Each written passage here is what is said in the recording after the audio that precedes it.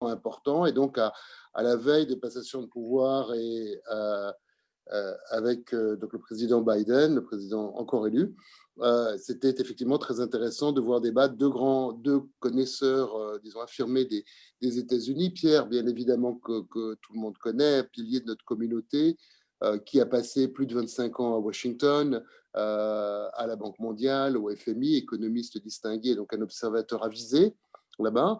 Et David, qui est actuellement, qui enseigne à Columbia, entre autres choses, et si je devais filer la métaphore américaine, qui est un petit peu le Jared Kushner de notre communauté.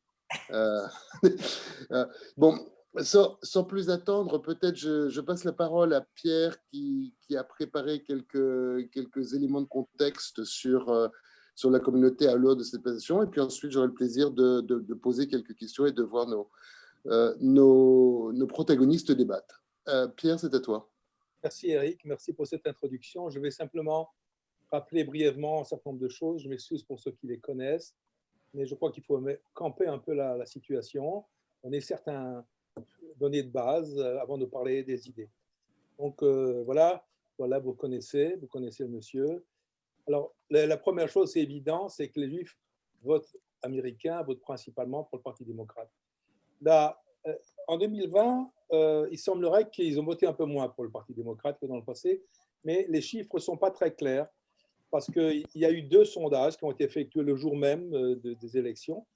Et selon un sondage, 74% des Juifs ont voté démocrate et selon l'autre, 63%. Ça compare à 71% en 2016 et à peu près 70% dans le passé.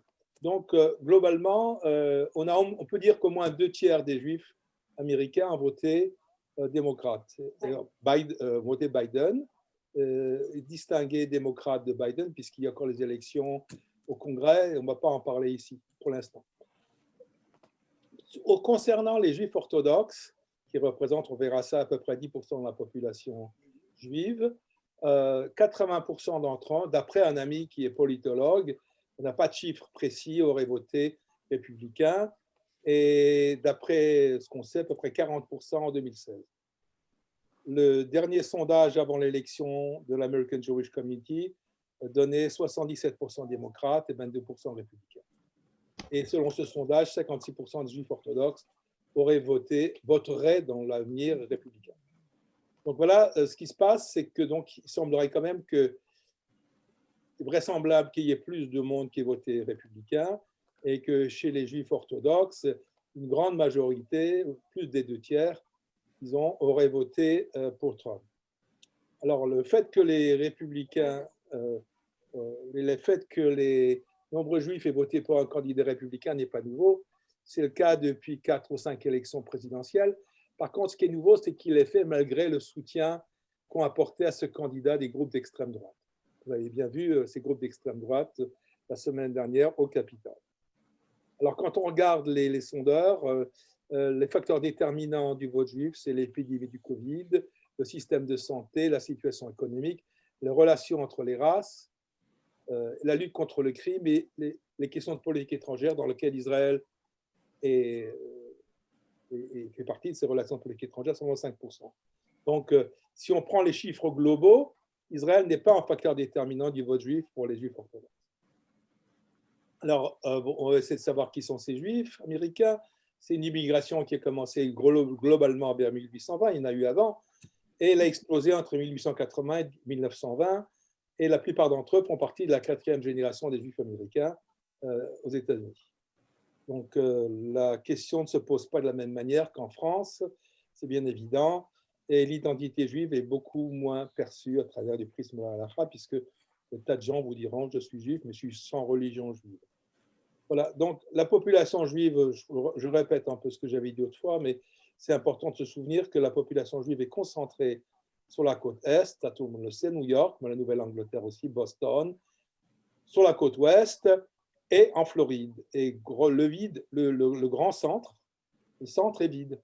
Il y a peu de gens. Enfin, il y a des gens dans l'Illinois, ici, Chicago, mais toute cette partie-là qui vote rouge, c'est-à-dire qui vote républicain, il y a très peu de juifs.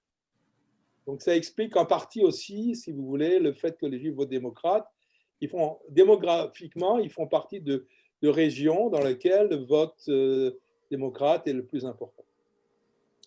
Là, on a des chiffres. Ce que je voulais souligner ici, c'est les changements. Parce que quand vous regardez de 1980 à 2019, vous voyez que la région du Nord-Est, qui comprend New York, qui est le bastion des Juifs américains, a passé de 3,7 millions à 3 millions. Donc, il y a une baisse énorme du nombre de Juifs.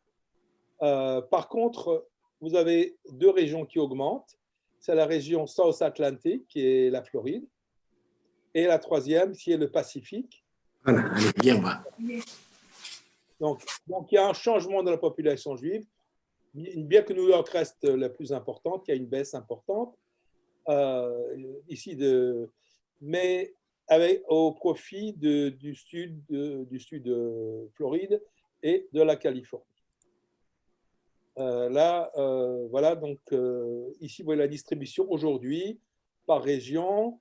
Le nord-est, qui comprend donc New York, etc., 17%. Le South Atlantic, c'est-à-dire la Floride principalement, 20%. Le Pacifique, c'est-à-dire la Californie, essentiellement 16%. Et quand même, le centre, c'est-à-dire Chicago, c'est quand même 12%. Voilà la distribution. Maintenant, la question de savoir à quoi sert le vote juif.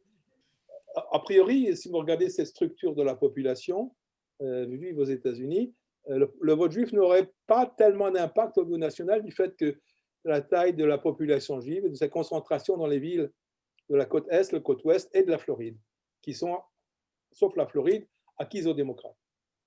Par contre, il peut jouer un rôle important à la marge dans ce qu'on appelle les swing states, c'est les États qui peuvent basculer d'un parti à l'autre, comme cela a été confirmé par la Floride, le cas de la Floride, et la Pennsylvanie. Il y a des gens qui ont dit que Trump a gagné la Floride à cause des Juifs. Mais enfin, c'est des choses qu'on ne peut pas déterminer précisément parce que c'est de la réflexion sur un groupe sans faire l'ensemble des groupes.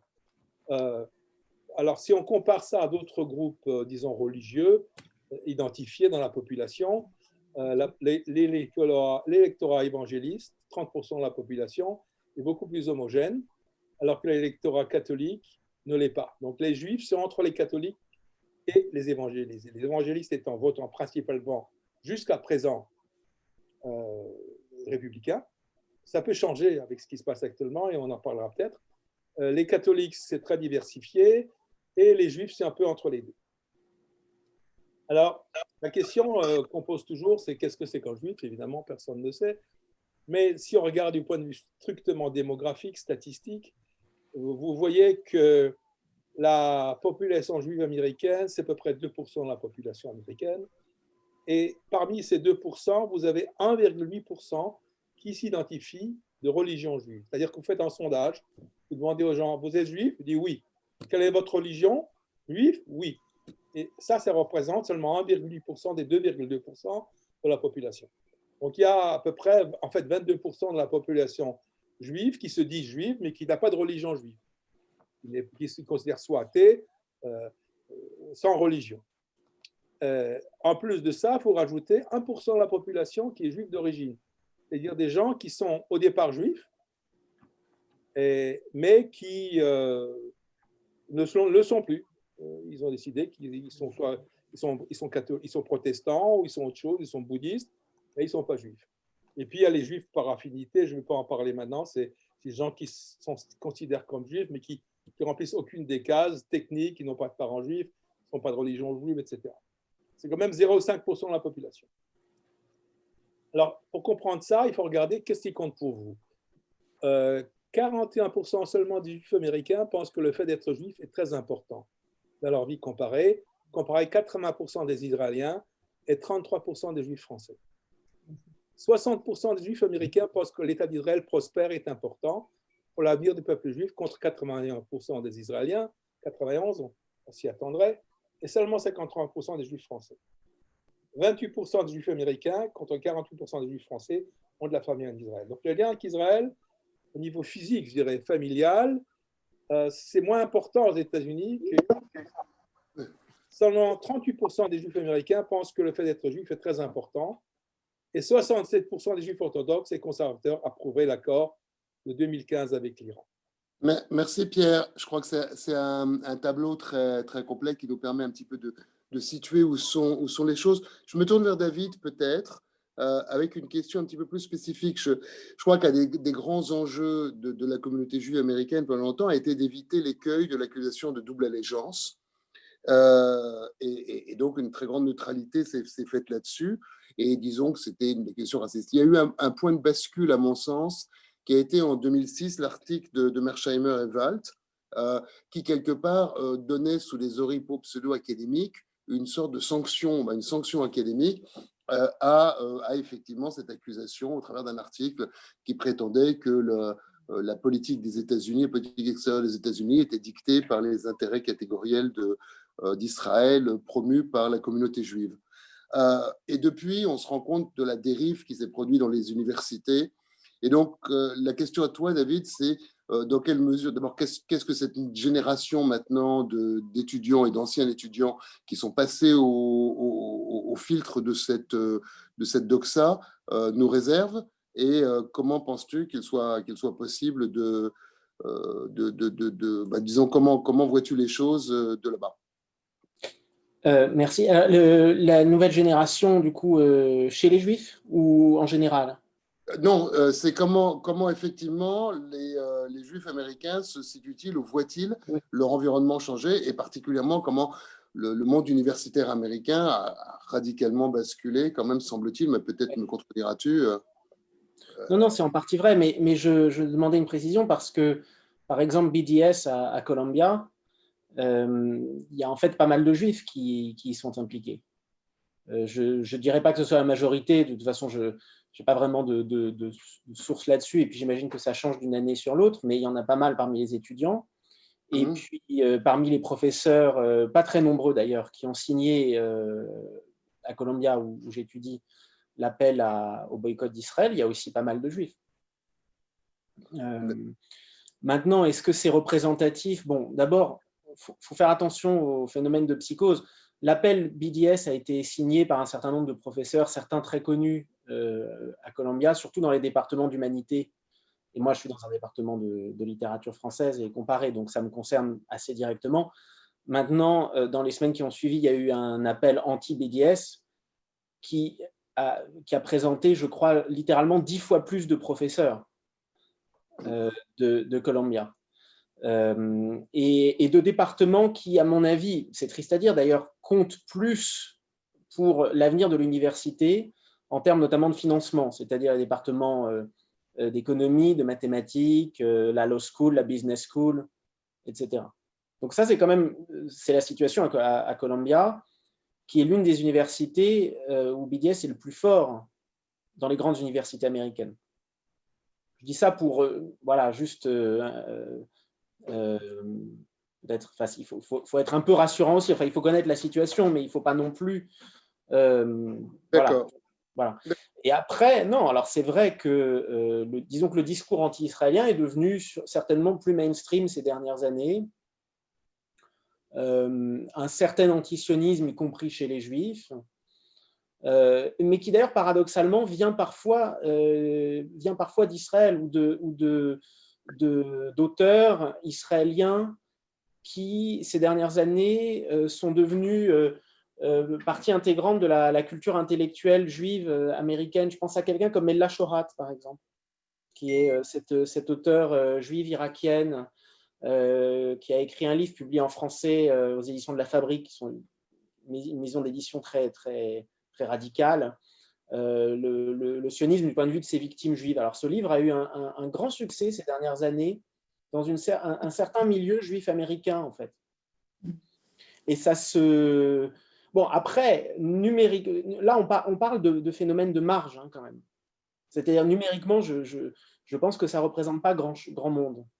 D'accord, donc il y a un effet caisse de résonance plus que réalité des chiffres. Oui, mais après, c'est des gens qui vont plus ou moins compter dans le monde intellectuel, juif ou pas juif, et puis leurs thèses vont se diffuser de façon souvent adoucie d'ailleurs.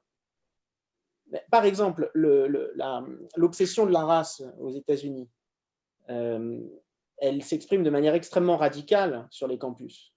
Radicale et souvent véhémente, un peu stupide, etc. Bon. Sous cette forme-là, c'est très marginal. Mais toute la presse s'en fait écho de manière adoucie. Vous voyez ce que je veux dire ? C'est-à-dire qu'après, c'est des concepts qui entrent dans la langue commune. Tout le monde, par exemple, aujourd'hui, parle de white male pour parler de, je ne sais pas moi, Homer. Dead old. Pardon ? Dead old white male. Oui, alors ils ne sont pas forcément morts, les white males. Ça peut être des white males tout à fait vivants. Et tout le monde l'emploie. D'ailleurs, il y en a même eu un écho il y a quelques années. Je crois qu'il a été rapporté que Macron, qui a priori, donc d'abord n'est pas américain et ensuite n'est pas tellement sur cette ligne-là, a parlé de lui-même en disant un mâle blanc. Donc ça montre comment les thèses d'abord radicales deviennent mainstream progressivement. Et je pense que dans les milieux juifs, par exemple, je ne sais pas si vous connaissez, si les gens parmi vous connaissent le Forward. Forward, c'est un journal assez important dans la culture juive américaine et new-yorkaise. C'est le journal qui a publié les histoires d'Isaac Bashevis Singer pendant des années et qui est très à gauche. C'était un journal, d'ailleurs, Isaac Bashevis Singer était très peu à gauche par rapport au Forward. Il était considéré comme réactionnaire dans un journal très marxiste, etc. Yiddishisant au départ. C'était le courant yiddishisant. Pardon ? C'était le courant yiddishisant. Yiddishisant et oui, et franchement marxiste. Et alors d'ailleurs pour la petite histoire, les bâtiments du Forward sont magnifiques et sont encore visibles aujourd'hui à la limite du Lower East Side et de Chinatown, au sud de Manhattan. C'est très intéressant à voir. Avec Forward s'écrit en caractère hébraïque. C'est un beau building. Bon. Et le Forward continue à émettre des numéros à la fois en anglais et en yiddish d'ailleurs. À cet égard, tu sais, si on prend Die Goldene Medina, lui en 1891 était extrêmement à gauche, anticapitaliste. Tous, bien sûr, bien sûr. Ah non, mais de toute façon, le Lower East Side juif était anarchiste, anarcho-syndicaliste, communiste avec toutes les nuances qu'on peut imaginer, etc. Et entre parenthèses, assez peu sioniste socialiste. C'est-à-dire que le Dror, Hashomer Hatzaïr, qui sont des tendances du sionisme socialiste qui ont eu une certaine popularité en France, proportionnellement pas tellement aux États-Unis. C'est un point intéressant et c'est lié, ça fait partie un peu de ce que disait Pierre aussi tout à l'heure sur le peu de liens intellectuels et physiques avec Israël. Mais je pense qu'on peut y revenir d'ailleurs là-dessus. Mais ce que je voulais dire, c'est que le Forward, bon, je ne sais pas quel est le lectorat du Forward, mais c'est quand même encore assez iconique, disons. Et d'ailleurs, il y a des bons papiers de temps en temps dans le Forward. Mais disons que dans ce genre de presse, qui n'est pas mainstream, mais qui n'est pas marginal non plus, les thèses on va dire du post-sionisme israélien sont assez mainstream. D'accord, merci. Voilà. Ok. Non, c'est intéressant. Peut-être une question pour Pierre. En fait, quand on regarde le président, la jeune tour qui va être intronisé mercredi ou jeudi, je ne sais plus, il n'y a pas un président qui n'a un track record de vote favorable à Israël aussi constante en toutes plus de 30 années au Sénat. Il n'y a pas un cabinet qui se met en place qui compte plus de juifs. Et en même temps, j'allais dire l'ombre portée des années Obama, les récentes évolutions de l'aile gauche du Parti démocrate américain créent ou maintiennent une certaine inquiétude chez les juifs américains. Pierre, comment tu analyses, toi, aujourd'hui, la position des juifs face à cette ambiguïté ? Écoute, ça dépend à qui on parle, évidemment, comme tout dans ces cas-là. Je crois quand même que la majorité des juifs américains, d'après ce que j'ai pu comprendre en parlant à certains de mes amis, sont assez contents de Biden et ils ont tendance à minimiser le risque que représente l'extrême gauche dans le Parti démocrate, même s'ils reconnaissent qu'il y a un problème. La plupart d'entre eux sont soulagés en fait de la fin du risque pour eux pesait sur la démocratie américaine la présence de Trump. Et les derniers événements de la semaine dernière, et avec l'antisémitisme des groupes d'extrême droite qu'on a vus sur le Capitole, avec les t-shirts Auschwitz, Camp Auschwitz, etc., n'aura fait que renforcer leurs convictions. Certes, ils sont un peu préoccupés par certaines tendances dans le Parti démocrate, mais ils sont surtout soulagés parce que pour eux, ce qui compte encore, c'est la fin du risque démocratique, la fin de la démocratie américaine, le risque que ça pesait. Je viens de parler cet après-midi à un ami qui nous disait qu'il craignait vraiment des émeutes, que les groupes d'extrême droite antisémites représentent, il y a à peu près 490 groupes d'extrême droite antisémites aux États-Unis actuellement, et que ces groupes-là n'auraient pas pu se développer s'il n'y avait pas eu la présidence Trump. Et Pierre, je pense qu'on peut ajouter une chose, c'est que d'abord, Obama pour beaucoup de juifs, est encore à un statut tout à fait iconique. Beaucoup de juifs américains, je pense même une majorité, sont loin de le voir comme un ennemi des juifs et d'Israël. Sans quoi, d'ailleurs, à mon avis, ils ont raison. Enfin, c'est pas une lecture tout à fait juste de le voir comme ça, à mon sens. Mais par ailleurs, mais de toute façon, c'est comme ça que les juifs américains le voient pour une majorité d'entre eux. Et j'ajoute aussi que Biden, c'est un centriste au Parti démocrate.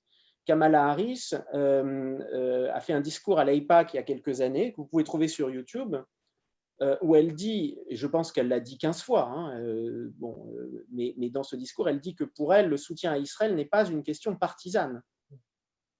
C'est-à-dire qu'il n'y a pas de différence à ses yeux entre un républicain et un démocrate quant au soutien inconditionnel à Israël. Donc, non seulement Kamala Harris a cette image pour les juifs américains, mais ce n'est même pas une question d'image. Ils s'en tiennent à ses propos.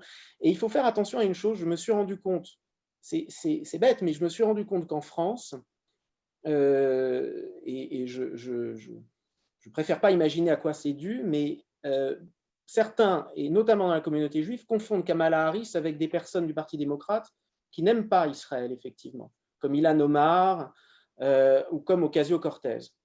Mais Kamala Harris ne partage rien avec ces gens-là, en tout cas en ce qui concerne Israël. Et d'ailleurs, franchement, sur les questions économiques, de sécurité, etc., elle ne partage pas non plus grand-chose avec eux. D'ailleurs, je voudrais rajouter un point, je suis d'accord complètement à ce que tu viens de dire. Il y a un point important qu'il faut souligner, c'est que quand on regarde la composition, ce qu'on appelle le cabinet et le conseil des ministres de Biden, il n'y a personne pratiquement de l'extrême gauche du Parti démocrate. Absolument personne. Personne, absolument personne. Et c'est même peut-être le ticket démocrate le plus à droite, enfin le plus centriste depuis Clinton, quoi. Alors, autre chose même que disent certains juifs américains, c'est que l'extrême gauche du Parti démocrate leur a coûté beaucoup de voix, notamment les émeutes qu'il y a eu dans Wisconsin et Minneapolis. En fait, ils se retrouvent avec une majorité d'une voix au Sénat. Bon, ça, on connaît l'histoire. Mais même dans la Chambre des représentants, il y a une majorité très faible de 4 voix. Ils ont perdu beaucoup de sièges. Et ils attribuent la perte de ces sièges à l'extrême gauche, enfin, disons, à la tolérance de l'extrême gauche pour la violence qu'il y a eu dans certaines parties des États-Unis au courant. Oui. Mais ça concerne très peu le ticket actuel. Donc, moi, j'ai remarqué très peu d'inquiétude chez les juifs américains liés à l'élection de Biden. Et même, ce que j'ai constaté, c'est l'inverse. C'est-à-dire, je connais très peu de juifs qui ont voté pour Trump, parce que, bon, statistiquement, il n'y en a pas tant que ça, et encore moins à Manhattan. Et en fait, ceux que je connais, d'ailleurs, ce ne sont pas tellement des amis, c'est des parents ou des grands-parents d'amis à moi. Mais à mots couverts, ils sont un peu soulagés que Trump ait quand même été battu. Ceux-là, je ne prétends pas les connaître tous. Je sais très bien qu'il y avait au Capitole, il y a même eu des manifestants juifs, mais il faut voir aussi que dans certains milieux, on a voté Trump parce qu'on se disait que, voilà, après tout ce qu'il avait fait, il valait mieux voter pour lui, etc., etc. Mais Trump n'a jamais été adoré par les juifs qui ont voté pour lui, à part par une petite marge franchement extrémiste. D'accord. On parle d'adoration. Il y a une différence dans le vote entre le fait d'adorer son candidat et le fait de le choisir par défaut ou par raison. D'accord. Tu soulèves un point intéressant, David, et effectivement, lors des émeutes, le 6 janvier, il y a un certain Aaron Mostovsky, qui est le fils d'un juge réputé de New York, tout à fait normal, qui a fait partie de tous ces voyous qui ont envahi le Capitole qui a posé à côté de Jack Angeli, le type de Quanon et tout ça. Il y a eu quelques drapeaux israéliens apparemment qui se battaient dans la foule entre les drapeaux confédérés et les autres. Et donc la question, est-ce que c'est les brebis égarés ou est-ce que 4 années de Trump sonnent la fin ou sonnent le glas de l'exceptionnalisme culturel des Juifs américains? C'est-à-dire que quelque part, on avait alors peut-être cette idée un petit peu mythifiée en France de dire, au fond, la communauté juive, c'est plutôt des gens effectivement plutôt démocrates, plutôt intellectuels, il y a de tout, mais des gens décents. Et est-ce que... Moi, je pense que les deux sont vrais. Enfin, je veux dire, c'est une communauté très nombreuse et variée. Il y a toutes sortes de personnes. Le nombre de rabbins qui vont... C'est très marrant de voir aux États-Unis comment le talit est devenu un symbole dans la vie publique américaine. C'est plus un châle de prière, c'est un symbole juif qu'on porte pour aller manifester. Je crois qu'il y avait un rabbin en talit ce jour-là aussi. Oui, il me semble, j'ai vu une photo comme ça passer. Mais les premiers à avoir fait ça, c'était plutôt des rabbins de sensibilité démocrate, de gauche, qui allaient, et je trouve que c'est tout aussi étrange d'ailleurs, qui allaient manifester en talit pour Black Lives Matter, etc. Donc, c'est ça le judaïsme américain aussi. Et puis la vie américaine, c'est ça, c'est-à-dire c'est une vie où la religion a une place importante, pour le meilleur et pour le pire. Je pense que c'est ni très nouveau ni très étonnant. Au moment où on parle, il y a des juifs qui pensent que Trump est le nouveau Cyrus, Koresh, qui va... et alors, en plus, bon, Koresh, c'est presque le Mashiach, quoi. Et ils le voient à peu près comme ça. Et puis, en même temps, il y a des appels à prononcer un chérem contre Jared Kushner. Je veux dire, c'est ça la communauté juive américaine. Il y a une très grande diversité, je trouve, chez les juifs américains s'identifiant comme juifs, plus grande que chez les juifs français s'identifiant fortement comme juifs, à mon sens. D'accord, mais Pierre, en ce sens, est-ce que c'est quelque chose qui reste constant ou est-ce que quelque part le fait que les deux grands piliers fondateurs qui structurent la plupart des communautés juives de par le monde, qui sont la religion d'un côté, l'attachement à Israël de l'autre, cette érosion fait qu'on risque d'avoir de plus en plus le judaïsme vécu comme une sorte de folklore ou d'histoire familiale ou de choses comme ça. Et donc, est-ce que ce que disait David, ça a toujours été comme ça parce que c'est une communauté large et diverse, ou est-ce qu'il y a une évolution qu'on observe? Il y a une évolution qu'on observe, mais il ne faudrait pas non plus exagérer. La démographie montre que les orthodoxes représentent 10% de la population juive, que les réformés, c'est 30%, les conservateurs, 18%, mais on ne peut pas dire non plus, comme on l'entend quelquefois ici, que par exemple, les conservateurs américains, c'est des juifs folkloristes, c'est des gens qui ont un attachement à la religion qui est différent de l'orthodoxie, mais le Jewish Theological Seminary à New York est d'un très très haut niveau, et je doute que beaucoup de rabbins français puissent qualifier au niveau de Jewish de Jewish Theological Seminary, qui produit des livres de très très haute qualité. Et même chez les réformés, il y a des gens, des intellectuels juifs érudits de très très haut niveau. Donc, on ne peut pas dire que tout ça c'est le folklorique, même si on peut effectivement avoir un côté folklorique juif qui est beaucoup plus assumé qu'il ne l'est en France. C'est-à-dire ces gens qui sont folkloriques juifs aux États-Unis, souvent en France, ils seraient non pas honteux, mais ils ne diraient jamais qu'ils sont juifs. Un juif américain dira « Ouais, I eat matzo balls », et il est très content de le dire, mais bon, il s'en fout autrement. Alors qu'en France, on n'en parle pas. Alors maintenant, si on regarde la dynamique de la démographie, le monde orthodoxe représente 10% de la population, mais il a beaucoup plus d'enfants que les autres. Donc c'est une évolution démographique qui ressemble à celle qu'on voit en Israël, même dans d'autres pays, bien que chez nous, on ne sache pas exactement. Et donc ce monde orthodoxe, avec une très forte natalité, comparé au reste du monde juif qui a un taux de remplacement inférieur à 2, ce monde-là va augmenter en nombre. Et j'ai une diapo que je vais montrer ici. Vous voyez ici le nombre de juifs orthodoxes en pourcentage de tous les juifs. Si on regarde les gens de 56 à 73 ans, ils représentent 5%. Si on regarde les enfants de 0 à 17 ans, c'est 27% des juifs par religion, qu'ils définissent juifs par religion, qui sont orthodoxes. Donc, je pense que le dernier mot n'est pas dit sur où vont les juifs américains, et je ne pense pas qu'on puisse dire que ça va aller vers le folklore. Il y a effectivement une tendance à l'assimilation, comme on la voit en France, comme on la voit partout, et même en Israël, si vous voulez appeler ça assimilation, c'est un peu différent, mais une tendance de la perte de la religiosité, mais il ne faut pas jeter le bébé avec l'eau du bain. Voilà. Ouais. Et j'ajouterais, Pierre, que par ailleurs, enfin, tu as mentionné le JTS, il y a une force du judaïsme américain qu'on ne mesure pas quand on n'est pas aux États-Unis, enfin, ou quand on n'est pas en lien avec ce monde-là. C'est que le judaïsme américain a des institutions d'éducation et d'enseignement supérieur et de recherche qui n'ont leur équivalent nulle part au monde, à part peut-être en Israël. Je veux dire, le JTS dont parle Pierre, moi j'habite juste à côté, c'est la rue derrière chez moi. C'est pas c'est pas une petite salle ou une petite, c'est pas la yeshiva des étudiants, quoi. C'est un building énorme avec 10 étages.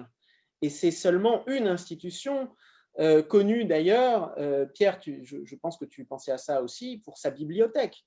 Et tout le monde va au JTS. Le JTS grouille de juifs orthodoxes qui y vont, bien que ce ne soit pas une institution orthodoxe, parce que c'est l'une des 2 ou 3 meilleures collections de livres juifs au monde.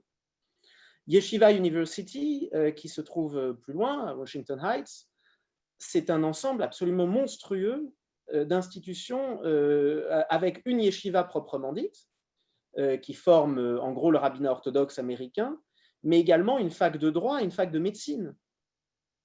Quand les juifs français parlent des États-Unis avec parfois, enfin, je comprends qu'on soit critique, moi je peux être critique du judaïsme américain aussi, mais il faut voir de quoi on parle. Hein. On parle quand même d'un judaïsme qui est institutionnellement très fort, qui est puissant, et ça, c'est pas parti pour se transformer, je pense, en folklore ou pour disparaître du jour au lendemain.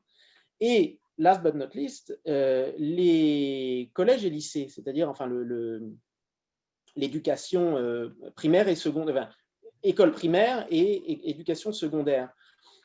Pour prendre un exemple seulement, Ramaz est une école juive prestigieuse à New York, ce serait l'équivalent à peu près de Lucien de Hirsch, on va dire. C'est considéré comme l'un des meilleurs lycées de New York, toutes catégories confondues. Et quand on sort de Ramaz, on va à Harvard, on va à Yale, on va à Princeton, on va, etc. Enfin, c'est un lycée qui forme l'élite du pays. Je suis très content d'entendre ça parce que mes petites filles sont allées à Ramaz. Mais c'est, oui, Ramaz, c'est déjà parlé hébreu à 6 ans, voilà. Le niveau en Chol est extraordinaire, le niveau en hébreu est extraordinaire, la Gemara est étudiée par les garçons et par les filles. Et alors, c'est aussi exceptionnellement cher, par ailleurs. Ça, c'est le problème du judaïsme moderne orthodoxe. Contrairement à ce qu'on pourrait penser, pas du tout sa modernité qui pose problème. Le judaïsme moderne orthodoxe, à peu de choses près, c'est assez proche du judaïsme consistorial en France. Le problème, c'est que c'est un judaïsme cher. Et les écoles juives comme Ramaz ou d'autres d'ailleurs, équivalentes à New York, toutes meilleures les unes que les autres, sont aussi toutes plus chères les unes que les autres. Mais enfin, quoi qu'il en soit, institutionnellement, ça tient le coup.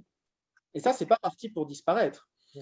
Et voilà, donc, et je pense que c'est une grande... Bon, et je ne mentionne même pas le réseau de yeshivot de type Haredi, en fait, qui existe aussi dans le pays, et dont certaines sont considérées comme excellentes. Enfin, c'est quand même le pays de l'Aïkoud, quoi. Oui. Donc dans toutes les tendances de ce judaïsme, enfin, il y en a pour tous les goûts et toutes les tendances, quoi. Ça ne va pas disparaître.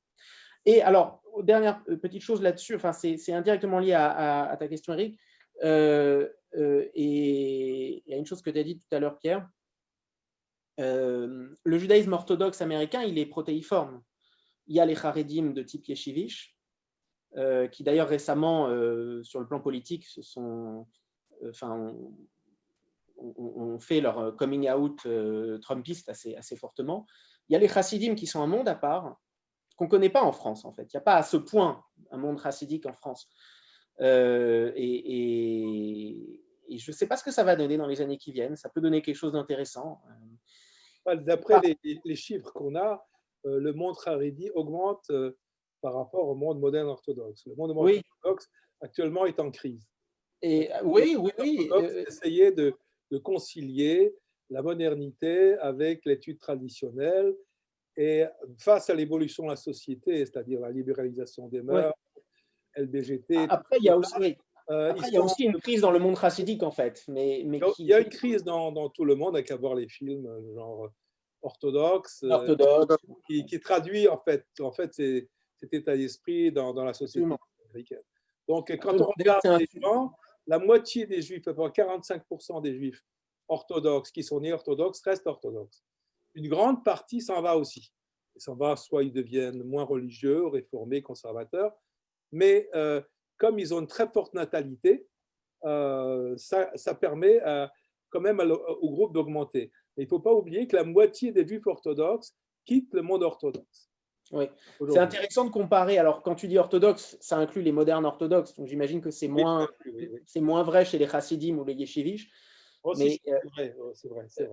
Mais il se trouve que récemment, j'ai été amené à m'intéresser aux Amish parce que j'ai passé un week-end avec ma femme et ma fille en Pennsylvanie. Chez les Amish, 85% restent Amish. Donc, les juifs orthodoxes sont moins forts que les Amish pour ce qu'on appelle le taux de rétention. De Woody Allen qui traverse les États-Unis et il voit des gens avec des barbes et des chapeaux noirs. Et il quitte le train, c'est un juif immigrant. Non, c'est de Frisco Kid, non? Il tombe sur des Amish. Voilà. Oui, c'est pas le film de Frisco Kid dont tu parles? Non, avec Gene Wilder? Non, c'est Woody Allen. Ouais.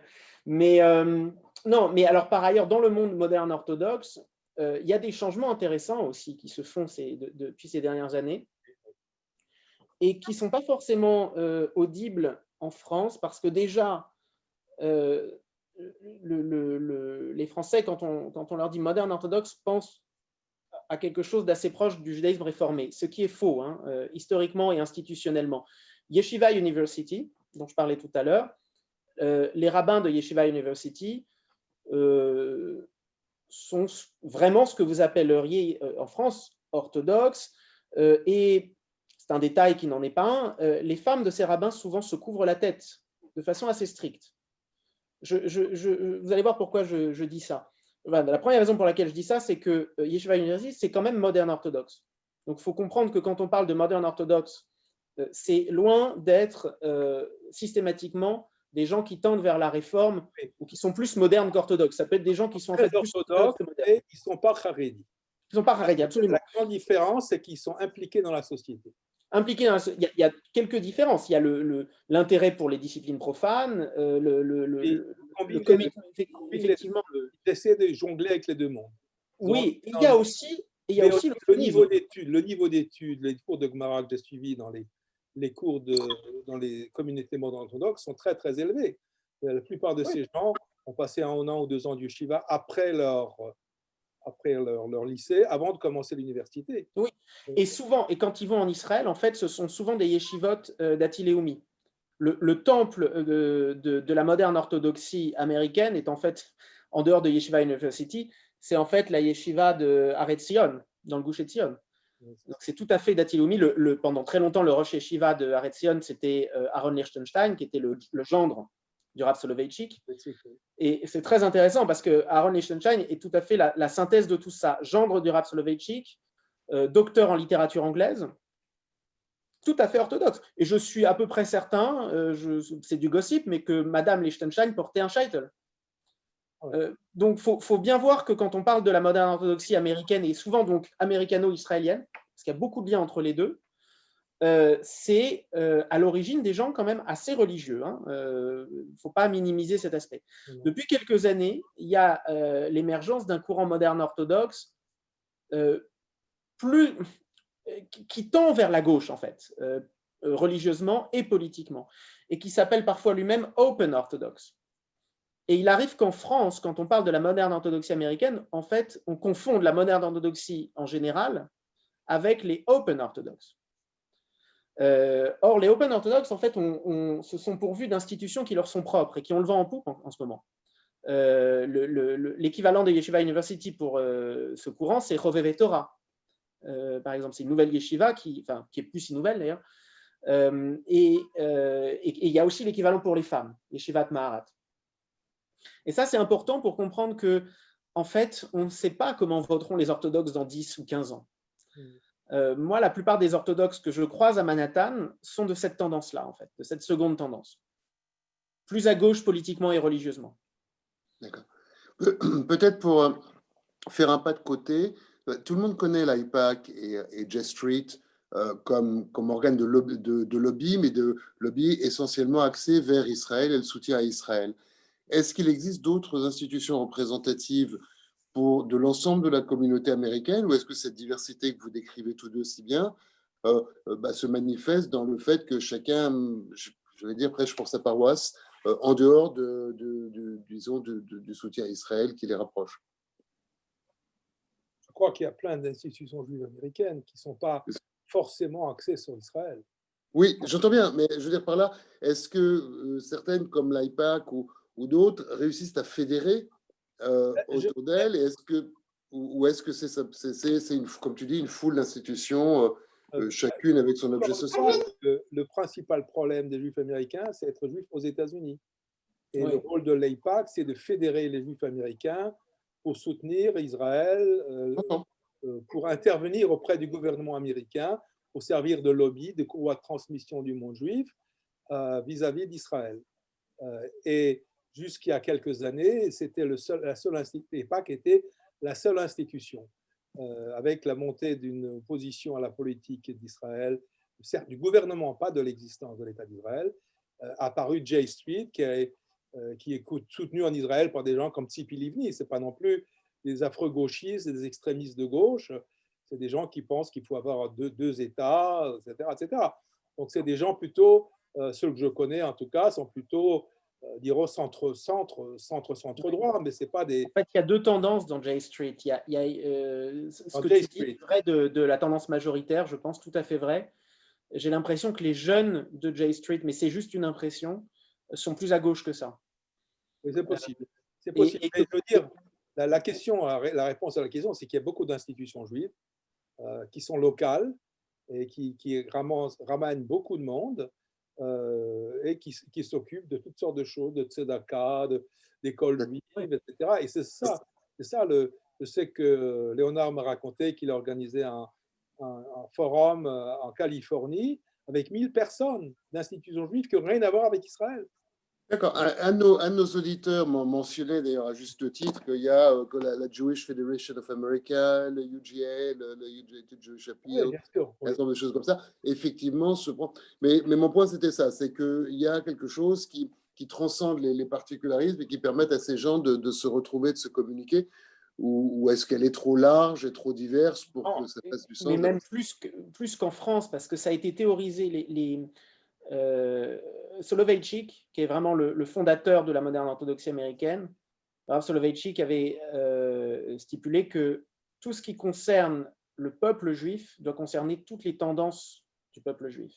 Et que quand il s'agit de la lutte contre l'antisémitisme, pour prendre juste un exemple, il serait honteux de se distinguer entre orthodoxes et réformés. Et en fait, ce discours-là n'a jamais été tenu exactement de cette façon-là en France. Il faut voir ce qui est. Bon, après, l'histoire n'est pas pareille, parce que le consistoire en France était certainement moins orthodoxe il y a 100 ans, mais bon, en tout cas, ça a été théorisé aux États-Unis, ça. Et donc, mais en même temps, mais là aussi, c'est plus une impression qu'autre chose.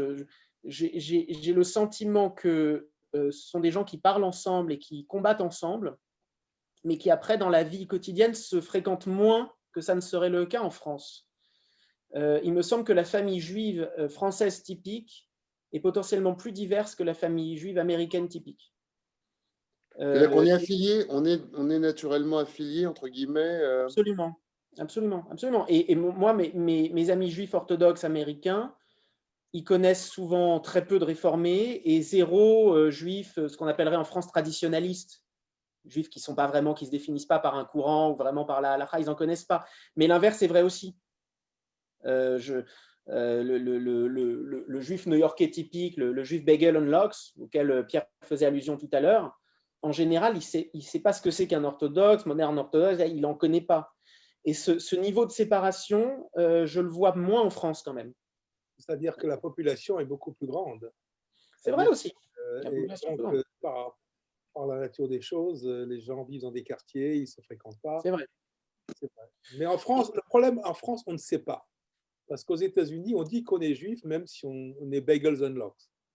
En France, l'équivalent baguette et camembert, si on peut faire une comparaison, ne dit pas forcément qu'il est juif. Je suis d'origine juive, etc. Alors qu'en Israël, c'est parfaitement assumé, enfin, toujours aujourd'hui. Oui. Non, mais c'est vrai. Après, il y a aussi un truc qui est lié au fonctionnement des synagogues américaines qui s'est fait sur le modèle des églises protestantes. Donc là, évidemment, ça exclut le juif juste traditionnaliste dont je parlais à l'instant, qui est peut-être majoritaire en fait. Mais si on s'en tient aux juifs qui vont à la synagogue et qui sont engagés dans la vie communautaire, en fait, on a exactement l'inverse aux États-Unis ce qu'on a en France. C'est-à-dire qu'une synagogue française, c'est un lieu assez hétérogène, même si les synagogues, entre elles, sont assez homogènes. Ce que je veux dire, c'est que dans une synagogue consistoriale, par exemple, on va avoir un petit noyau Shomer Shabbat, et beaucoup de gens qui ne le sont pas du tout, etc., etc. Vous voyez ce que je veux dire? Ça n'existe pas à New York. Alors, ça existe un peu dans les villes américaines où il y a moins de juifs, et où les juifs vont avoir tendance à aller tous, quelle que soit leur tendance et leur niveau de pratique, dans la synagogue du coin, qui peut être orthodoxe, qui en général est orthodoxe, ou qui peut être conservative. Mais à New York, on va vraiment à la synagogue par niveau de pratique et option philosophique. Il y a une anecdote amusante là-dessus. Il y a quelques années, j'amène un ami à moi, un juif français typique, juif parisien typique, dans une synagogue moderne orthodoxe, assez ouverte, une synagogue où les femmes montent à la Torah, etc. Mais qui, peut-être est-ce paradoxal, est une synagogue dont je dirais 90%, 95% des membres sont extrêmement à cheval sur la halakha. Pierre, c'est la synagogue où j'ai rencontré notre ami commun, Gil. Gil, c'est ça, je vois très bien aussi. Bon, Gil Khan. Et cet ami, donc, qui est un habitué des synagogues consistoriales français, arrive un samedi et me fout la honte de ma vie en sortant son téléphone. Et je lui dis, mais qu'est-ce que tu fais là? Il me dit, ah, mais je ne comprends pas. D'abord, il ne comprenait pas parce que les femmes montaient à la Torah, donc déjà pour lui, c'était Copernic.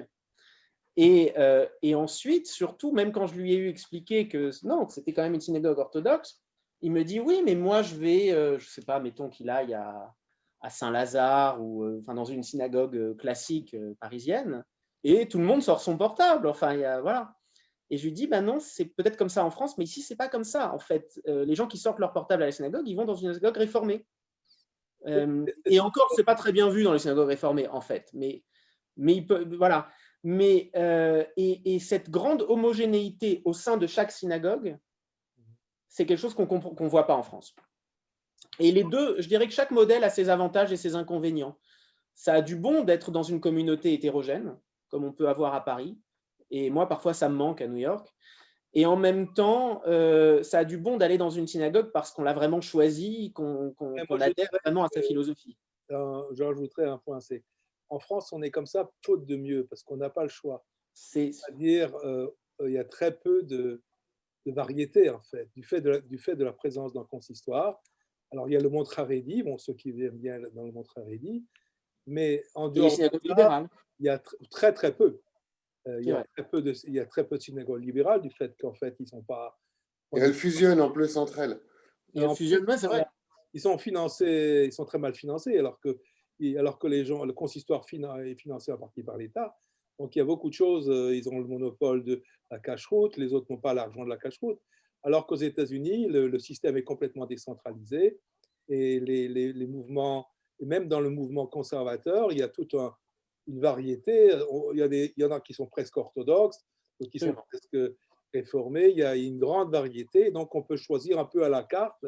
Surtout à New York. On parle parfois de conservadox. On peut voilà. Conservadox, c'est les... Oui, c'est ça. Mais à New York, on a vraiment le choix. où on peut aller. À Washington, il y avait moins le choix, mais il y avait quand même un peu de choix. Ouais, New York, c'est vrai que c'est incroyable. On a, enfin, on a un continuum qui va du monde de Lakewood à l'aile gauche des reconstructionnistes, et avec 50 nuances entre les deux, quoi. Et franchement, quand je dis 50, je suis peut-être loin du compte, parce que même dans l'Upper West Side, qui est pas très loin de là où j'habite, enfin, il y a, je crois, une quarantaine de synagogues dans l'Upper West Side. Oui, mais ça, c'est New York, je voulais rajouter. C'est New Il y a York. très, très longtemps, quand j'avais ton âge, j'ai enseigné dans une université américaine près de Chicago, dans le Midwest. Et bien là, il n'y avait que des réformés. Pour trouver une schule orthodoxe, il fallait faire 50 km. Oui. C'était une université de 25 000 étudiants. Ouais. Donc, dès qu'on sort de New York, ça devient plus compliqué. À Boston, ça va. À Washington, ça va. À Los Angeles, ça va. À San Francisco, ça va. À Floride, sans doute aussi. Mais il y a beaucoup d'endroits où on voit bien que l'orthodoxie ne représente que 10% des Juifs, quand on regarde les chiffres dans l'ensemble. Et ça se traduit vraiment en dehors de New York. Mais d'ailleurs, à New York, je crois que le courant encore majoritaire aujourd'hui en termes de stock, pas en termes de flux, c'est le courant conservatif, avec toutes ces nuances. Après, c'est ce que j'avais lu, mais je ne sais pas si quand on dit New York, ça inclut la zone de New York, parce qu'il y a aussi la banlieue. Hein, l'une des villes les plus juives dans le coin, c'est Teaneck. Alors justement, moi j'ai passé un Pessah à Teaneck dans une famille de rabbins. Enfin, le père et la mère sont rabbins conservatifs, et la synagogue où nous sommes allés, c'est une synagogue conservadoxe. Et c'était assez amusant d'ailleurs, parce que c'est le plus à droite, entre guillemets, le plus, enfin, religieusement parlant, qu'on puisse trouver chez les conservatifs. Par exemple, c'était une femme qui faisait l'office, une partie de l'office d'ailleurs, pas tout l'office, mais il y avait eu toute une marloquette dans la communauté pour savoir si la Birkat Kohanim pouvait être dite aussi par une Bat Kohen, et ils avaient finalement tranché que non. Donc en fait, franchement, on n'était pas très très loin on va dire, il y a un moment où l'aile droite du courant conservatif rejoint l'aile gauche du courant modern orthodoxe, quoi. D'accord. Ok, Pierre, tu avais ouvert cette discussion en donnant comme titre qu'effectivement, à 3 jours de l'investiture de Biden, la communauté juive américaine. Est-ce que tu peux te hasarder un pronostic de ce que les années Biden-Harris vont faire, ou est-ce qu'elles vont conserver les choses comme elles sont? Est-ce qu'il risque de se passer d'autres choses? Comment peut-on voir cette transition, à la fois ces 4 années qui viennent de s'écouler et les suivantes, effectivement, qu'on espère tous plus ouvertes?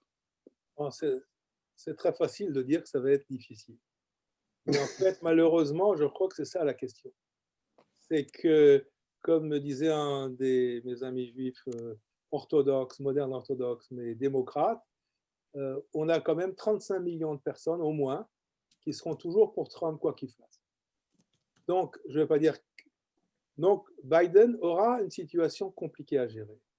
Il a une économie qui est à très bas niveau. Il y a le Covid qui est loin d'être réglé aux États-Unis, même s'ils vaccinent apparemment énormément. J'ai entendu dire que hier, ils auraient vacciné 950 000 personnes. Suivez mon regard par rapport à ce qui se passe ici. Mais n'empêche qu'il n'a que 4 mois de majorité à la Chambre des représentants et une voix au Sénat. Donc, c'est très difficile de prévoir. Il y a des intentions. Dans quelle mesure il pourra les remplir, c'est pas évident. Je prends un exemple, par exemple.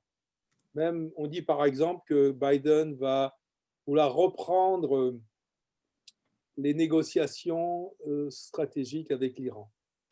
C'est annoncé partout. Et pour ça, j'ai appelé un ami qui était un négociateur pour les États-Unis avec la Russie sur le désarmement nucléaire, et qui est toujours impliqué, qui donne des cours à l'école de guerre quand il vient en France, etc.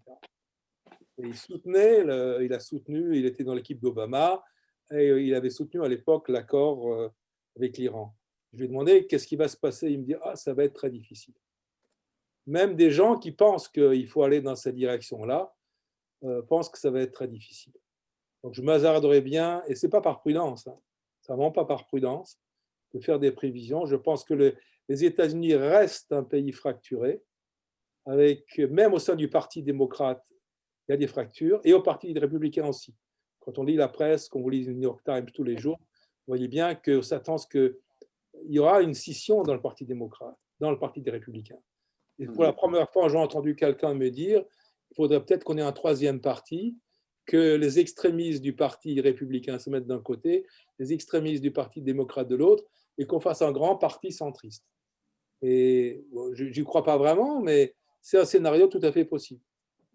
Ou même un scénario plus européen dans lequel il peut y avoir un éclatement plus large avec deux partis extrêmes et deux partis de gouvernement, entre guillemets. Oui, c'est possible. C'est possible. Enfin, les deux, peut-être pas, mais c'est tout à fait possible. D'accord. Oui, le scénario dont tu parles, en fait, ce serait un peu un scénario à la République en marche, quoi. Voilà. Oui, c'est possible. Oui. C'est un peu ça l'idée. Ouais. Et ce qui m'a frappé, c'est que Biden, pour l'instant, quand on regarde les nominations, les gens qu'il a nommés, il a nommé personne de l'extrême gauche, comme je le disais avant.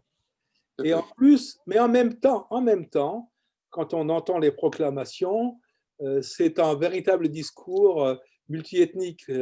Voilà, le premier Indien, c'était une personne noire, un juif, et il n'y a pas de place pour le blanc moyen. Tu vois, quand même, dans ces nominations, et tu as raison, il y a de tout, mais si tu prends Nicholas Burns, Kerry, Wendy Sherman, tu as beaucoup de gens qui étaient associés de très près à la conception et à la négociation de l'accord compréhensif avec l'Iran, et pour qui, quelque part, ça va être assez compliqué, parce qu'on va demander à ces gens qui vont se retrouver en situation, soit d'expliquer que ce qu'ils avaient négocié n'était pas bien, soit d'arriver à faire le chemin critique pour dire la situation est changée et donc l'accord doit être renégocié de manière peut-être différente de celle qu'il avait été conçue il y a 5 ans ou 6 ans. Je pense que ça va être la situation. Et ils vont être obligés de, comme on dit en anglais, to go through the motions, de faire les gestes qu'il faut pour essayer de trouver un accord, mais ça va être très, très compliqué. D'accord. Je crois qu'on a largement... Pardon, excuse-moi. Non, je voulais ajouter un petit point, enfin, pour comprendre aussi le lien entre les juifs et les démocrates, et à contrario, le fait que beaucoup de juifs aient quand même encore un problème à voter républicain, même ceux qui votent républicain. Et on le voit bien avec ce que tu disais, Pierre, enfin, sur cette aile extrémiste du Parti républicain, extrémiste / populiste, qui, je ne sais pas si elle a pris le dessus, mais enfin, elle s'est un peu imposée à notre vue ces derniers temps. C'est que d'un point de vue sociologique et culturel, l'écart entre le républicain type et le juif américain type est colossal. C'est-à-dire qu'on parle de gens qui ne parlent pas la même langue. C'est bien plus énorme, je pense, que tout ce qui peut exister d'écart entre un juif vivant à Paris et un Français de la Cambrousse, quoi. Enfin, et ça, c'est une chose aussi qu'on ne comprend pas forcément quand on ne connaît pas les États-Unis. C'est-à-dire que les évangéliques dont parlait Pierre tout à l'heure soutiennent certes à fond Israël, mais ils ne savent pas ce que c'est qu'un juif.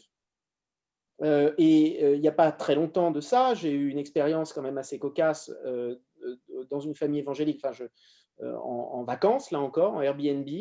On a voulu me convertir quand même, en me donnant des fascicules m'expliquant qu'il était crucial que les Juifs croient en la Trinité.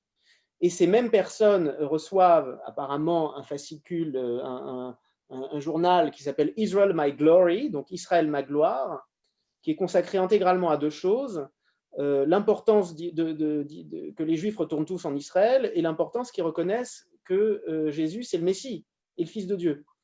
Et en fait, il y a un certain nombre de Juifs américains qui se disent « Ah, mais ils soutiennent Israël, donc c'est le plus important ». Mais dans ces conditions-là, ça ne peut être qu'un raisonnement marginal. Le vrai danger, c'est que... Personne ne vote pour des gens comme ça, quoi, quand on est juif. Non. Et le vrai danger, et d'ailleurs on peut peut-être reprocher à Netanyahou d'avoir énormément cultivé ces gens-là, c'est qu'effectivement, d'un point de vue tactique, ils sont pratiques maintenant, mais le jour où ils réaliseront que la plupart des Juifs n'ont pas très envie d'embrasser Jésus sur les deux joues, ils risquent de devenir très désagréables. mais ils le sont déjà d'une autre manière. Comment dire? C'est-à-dire que l'écart qu'il y a entre ces gens et les Juifs est tellement énorme. Je ne peux pas dire que ce soit des amis des Juifs, même aujourd'hui. Encore une fois, je ne peux pas le dire mieux que comme ça. Ils ne parlent pas la même langue. Alors oui, il y a une espèce de petit accord tactique, etc. Mais enfin, quand ces gens-là disent New York Values, il y a un épisode célèbre de West Wing avec là-dessus. New York Values, donc les valeurs new-yorkaises, libérales, d'ouverture, etc. Ça veut dire juif. Ce sont des gens, quand ils voient la figure du mondial. Il n'y a pas que. Moi, quand je bossais chez JP Morgan, il y avait eu le chairman de JP Morgan qui expliquait qu'il avait fait. C'est un épisode où c'était l'ancien chairman qui était très touché parce que le board lui avait offert comme cadeau de départ quand il avait quitté la présidence du board de faire un endowment, de faire une bourse pour une compétition entre les business schools sur l'éthique dans le business, ethics in business. Et il avait raconté à l'assemblée dans laquelle j'étais, qui étaient les cadres, certains cadres de la banque, qu'il y avait eu cette compétition et que, à sa grande surprise, c'était NYU qui avait gagné. Et le message était super clair, c'était NYU, Business Ethics, wa. Et ça, c'était de la culture WASP la plus patricienne. Absolument.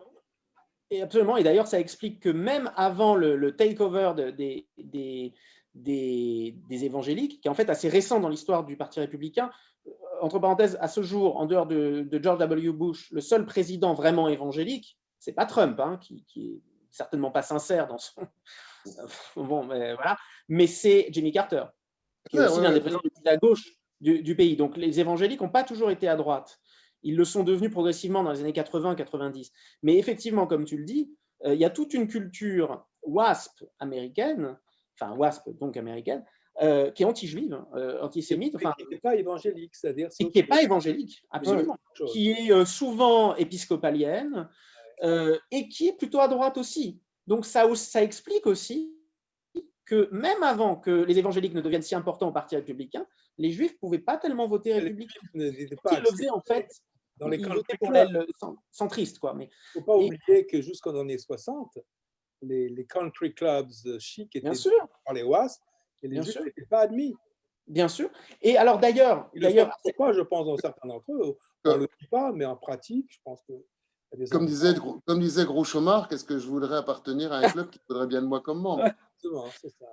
Et d'ailleurs, à cet égard, un phénomène qu'on ne peut pas vraiment quantifier parce qu'on n'a pas de données là-dessus. Mais en gros, on sait, et j'en ai parlé avec Pierre l'autre jour, on pense que, en gros, jusqu'au ticket Al Gore-Lieberman, vous vous souvenez de ce ticket perdant, hein, Lieberman était Shomer Shabbat, hein, et tout le monde le savait.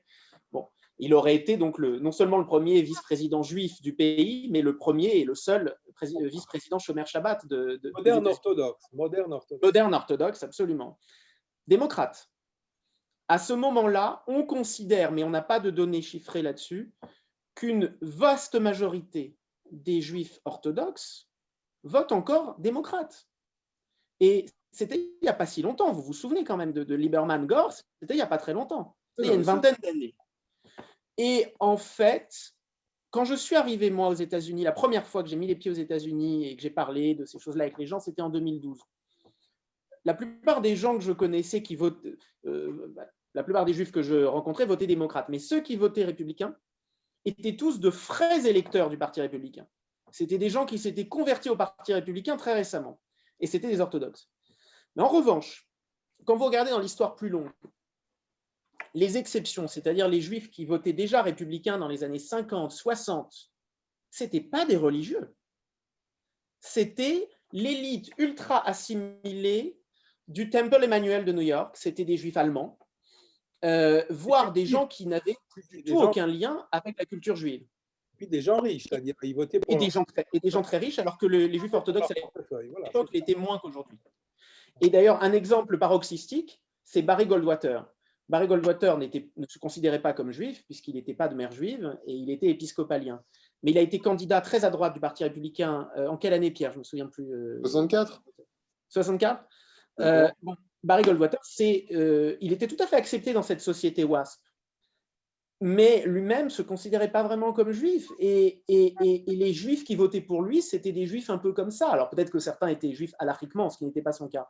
Mais c'était des juifs très assimilés. Dans les Shul et les Shtibler du Lower East Side de Brooklyn, et d'ailleurs, on votait démocrate. Si vous avez lu Ombre sur l'Hudson…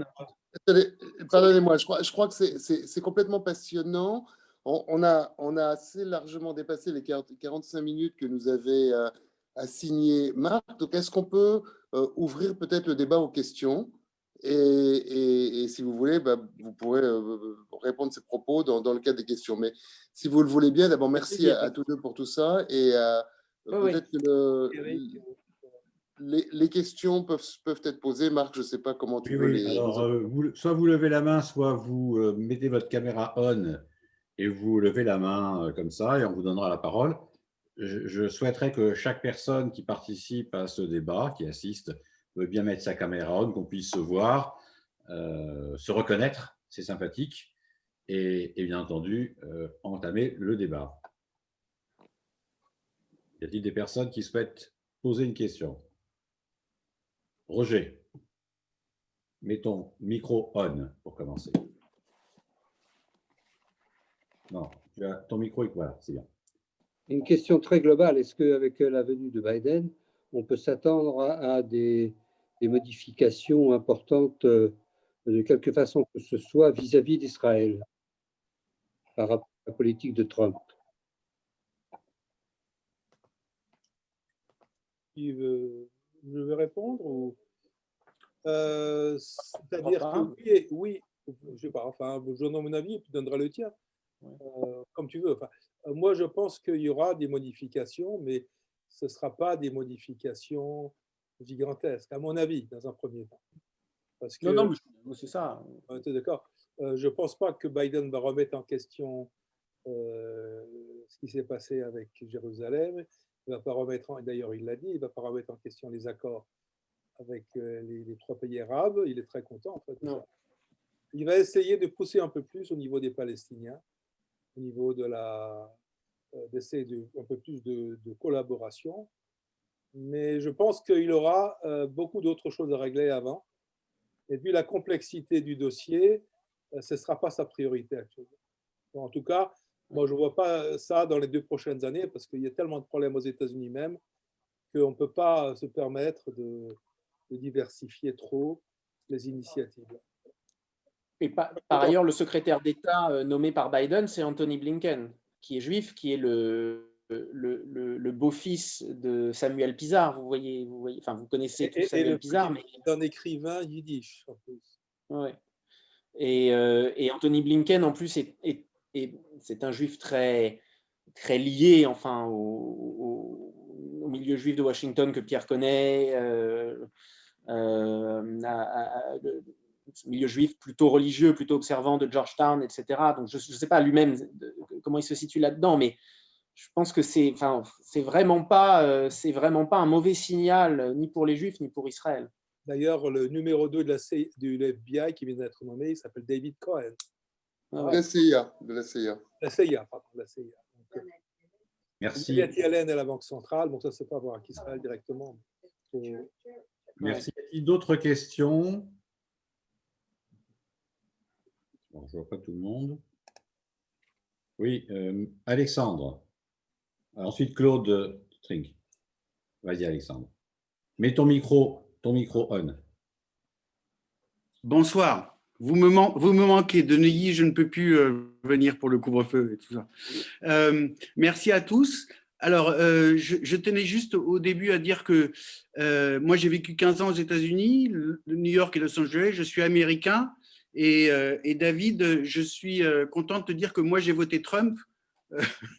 Et que donc voilà, au moins tu pourras avoir quelqu'un qui n'est pas un grand-père ou quoi que ce soit et qui a voté Trump. Et si je devais revoter, je le revoterais la même chose dans 4 ans s'il se représente. Moi, je pense que d'un point de vue américain, puisque je suis américain et j'ai voté, je pense que moi, ce qui m'a fasciné chez Trump, c'est que contrairement à tous ceux qui sont venus à l'AIPAC en disant on va déménager Jérusalem, ben, c'est le seul qui l'a fait, déjà. Et qu'en tant que juif et pro-Israël, je pense que Trump a été exceptionnel pour nous. Voilà. Alors on dit toujours, est-ce que c'est bon pour nous? Je pense que Trump a fait un sans faute vis-à-vis de l'électorat juif et surtout vis-à-vis d'Israël. Et jusqu'à hier, puisque Israël est maintenant dans le CENTCOM, le Central Commons, avec tous les autres pays arabes, et que je trouve ça extraordinaire. Maintenant, je pense que, comme ce que vous avez dit, c'est vrai que le monde juif est très morcelé. Et étant républicain à New York, c'est vrai que mon vote n'avait aucun impact puisque 90% des New-Yorkais votent démocrate.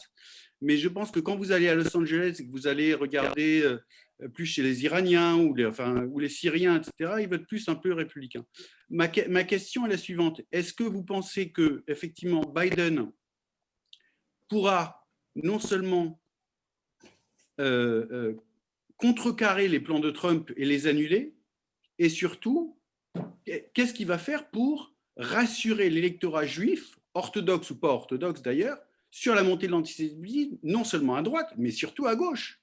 Et ça, personne n'en parle. On peut effectivement parler des gens du Capitole, mais quand vous allez à Brooklyn, tous les hate crimes contre les juifs, c'est que des gens de gauche ou des blacks, et personne ne veut en parler. Donc, qu'est-ce que Biden pourrait faire? Oui, mais le seul attentat aux États-Unis, et ça, les Juifs américains s'en souviennent et s'en souviendront dans 200 ans, qui ait causé la mort à Pittsburgh, de plus d'une dizaine de Juifs, c'est un néo-nazi à Pittsburgh.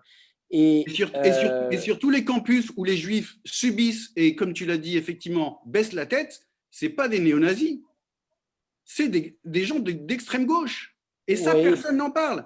À Seattle, etc., Black Lives Matter, comme on parle beaucoup, au contraire.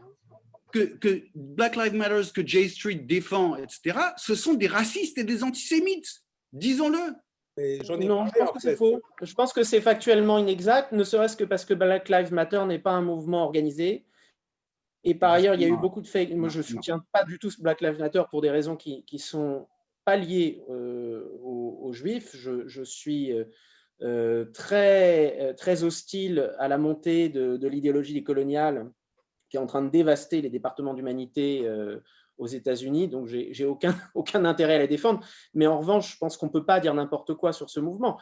Et une chose qui, moi, m'a vraiment chiffonné, parce que du coup, c'est toujours pareil, hein, quand on dit des choses fausses sur un adversaire, ça lui donne des armes. C'est de voir une fake news se répandre, surtout dans la communauté juive française, au sujet de Black Lives Matter. Il y avait un qui a été photographié et qui circulait il y a quelques mois sur le fait que white privilege, donc cette expression que par ailleurs je critique, hein, c'était les super juifs, c'était les white privilege. Que c'était en fait le Jewish privilege. Or, quiconque connaît un tout petit peu l'histoire du mouvement noir américain pouvait se rendre compte que ce papier n'émanait pas de Black Lives Matter, mais de Nation of Islam, qui est le parti / religion, secte, créé par Louis Farrakhan. Et par ailleurs, ceux qui ne savent pas ce qu'est Nation of Islam pouvaient assez rapidement se rendre compte, en faisant une petite recherche sur Internet, d'où ça venait. Il n'empêche qu'en 2 heures, tout le monde, en particulier en France, et ça m'a bien énervé, a expliqué que c'était Black Lives Matter et que c'était un mouvement antisémite. C'est faux. Je parlais juste de... qui pose plein de problèmes. Pardon. Mais qui est pas massivement antisémite. De toutes les manières, c'est pas un mouvement organisé, c'est une nébuleuse. Après, qu'il y ait de l'antisémitisme chez les Noirs américains, c'est vrai. D'ailleurs, j'en ai fait l'expérience. Enfin, j'ai entendu des propos anti-juifs depuis que je suis aux États-Unis qui pouvaient venir de Noirs américains. Parfois, d'ailleurs, ce n'est pas de l'antisémitisme violent, mais ce sont des gens qui ont des préjugés sur les Juifs. Comme, à Brooklyn, c'est violent. Et à Brooklyn, c'est violent, non, bien sûr. Et ça n'est que ça, sauf qu'on ne le dit jamais. Si, c'est beaucoup dit. En France, en tout cas en France, bon, on ne le dit pas, mais ça, c'est autre chose. Je pense que c'est plutôt le contraire. Moi, j'ai l'impression que les Juifs français ont oublié Pittsburgh. Ras et Shalom, Pittsburgh, c'est une catastrophe absolue. Mais quand tu écoutes les gens de Black Lives Matter à Seattle, parce qu'il faut dire ce qui s'est passé à Seattle et à Portland pendant 2 semaines, où c'était 100 fois ni loi. Et je pense que démocrates et républicains aux États-Unis, il y a quelque chose de fondamental aux États-Unis, c'est la loi et l'ordre, quel que soit le parti dont on peut être affilié. En revanche, effectivement, quand ils ont vu de la violence et les defund the police, comme Pierre l'a très bien dit, et je pense que le caucus démocrate, le lendemain de l'élection présidentielle, où ça a été sanglant entre les démocrates, parce qu'effectivement, ils pensaient gagner la Chambre haut la main, et ils l'ont à 12 voix ou 4 voix, je ne sais plus. Et ça a été sanglant entre les démocrates, parce qu'effectivement, l'aile centriste des démocrates, on dit à l'aile très, très à gauche, au squad notamment, on dit plus jamais vous parlez de defund the police. Mais à Seattle, etc., le white privilege, comme tu dis, là je ne parle pas de Farrakhan, il disait clairement, les porte-paroles du mouvement de Seattle et de Portland, qui étaient noirs en partie, mais ça veut rien dire, mais disait clairement, l'ennemi est le juif, et il nous parlait toujours de ces problèmes d'Israël, etc. Donc moi je reviens juste sur Trump. Il a fait beaucoup de bêtises, le Covid n'étant pas forcément sa bêtise, puisque le taux de mort est quasiment le même en France et aux États-Unis, à 0,001% près. Regardez les chiffres aujourd'hui. Donc, qu'est-ce que Biden pourra faire? Moi, je pense qu'il ne pourra rien faire de plus, si ce n'est essayer d'unir les États-Unis. Le seul problème que Joe Biden, que j'aime bien par ailleurs, mais c'est devenu un zombie. Et dans un an, il ne sera plus au pouvoir. Donc, qu'est-ce qui va se passer dans un an quand Joe Biden ne pourra plus assurer sa présidence? C'est ça qui est terrifiant. Et est-ce que c'est bon pour les Juifs? Voilà, c'est ma question. Dans ce cas, on aura si c'est vrai, enfin, je lui souhaite une longue vie, donc j'espère que ce n'est pas vrai, mais on aura un premier, je ne sais pas comment on dit, l'équivalent masculin de First Lady qui sera juif. Ce sera ce n'est pas forcément la meilleure des choses, hein, mais historiquement parlant. Maintenant, Jared Kushner a été plutôt bon pour Israël et pour nous. Mais il faut voir l'Iran, ce qu'ils vont faire dans 2-3 jours. Parce qu'ils savent que Biden est beaucoup plus faible que Trump ne pouvait l'être. Non, on va voir, parce que, comme je le disais au départ, quand Eric m'a posé la question, Oui. ça va être très difficile. Et c'est bien malin qui pourrait dire dans quelle direction ça va. Oui, je pense qu'il y ait des tendances extrémistes à la gauche du parti démocrate qui sont antisémites, c'est vrai, je l'ai mentionné tout de suite. Ils ne sont pas représentés actuellement dans le gouvernement, c'est peut-être ça aussi le danger, si on veut comme ça. Je veux dire, aussi crûment ou pas, mais la société est très divisée et vous avez des deux extrêmes, c'est la première fois que ça arrive comme ça. Et donc personne ne sait dans quelle direction le pays va aller. Et c'est vraiment très compliqué. L'aboutissement d'un long processus, en fait. Cette division, elle était, je pense, inimaginable avant Reagan, et ça a commencé à ce moment-là. Mais aujourd'hui, effectivement, c'est très fort. Et la plupart des Juifs américains, même conservateurs, je pense à Commentary, par exemple, qui a appelé à l'impeachment de Trump dans les 24 heures après le Capitole. Commentary, c'est un journal de droite. Hein. C'est Podhoretz, ceux qui connaissent. John Podhoretz. Podhoretz, absolument. Ces gens-là sont absolument effarés par l'irrespect total de Trump vis-à-vis d'un truc qui est sacré pour les Américains et 2 fois sacré pour les Juifs américains. Ça s'appelle les institutions. C'est pas la démocratie, enfin c'est une petite nuance qu'il faut apporter. Moi, je suis tocquevillien là-dessus. Je pense que la démocratie, c'est pas si bien que ça. La démocratie, ça permet aussi les extrêmes et le populisme. Mais il y a un truc qui limite le danger inhérent à la démocratie, ce sont les institutions, la loi, en d'autres termes. Les Juifs américains ont dans leur ADN le souvenir des pogroms, c'est-à-dire de l'époque où le peuple se soulève, massacre, pille, etc. Et la loi, éventuellement, les protège ou d'ailleurs ne les protège pas. Et ils sont arrivés il y a une centaine d'années dans un pays, ou plus d'une centaine d'années, dans un pays où la loi les protège. Et elle les protège parce que les institutions sont fortes, parce que c'est sacré, les institutions américaines. Tout Américain a un exemplaire de la Constitution chez lui. Vous n'avez pas, vous et moi non plus, un exemplaire de la Constitution de la Ve République chez vous. Un Américain a ça. Ouais, mais moi non. Mais quel qu'il soit. Et une Bible. Et là, tout à coup, on a un président, enfin quand même, moi aussi je trouve des qualités, quelques qualités à Trump, mais d'un point de vue, là je parle je parle comme l'Américain que je ne suis pas, mais ma fille est américaine. On a un président qui appelle littéralement une foule de débiles mentaux violents a marché sur le Capitole. Mais c'est du jamais vu. Et c'est du jamais vu dans quelques puissances. Il a dit peacefully.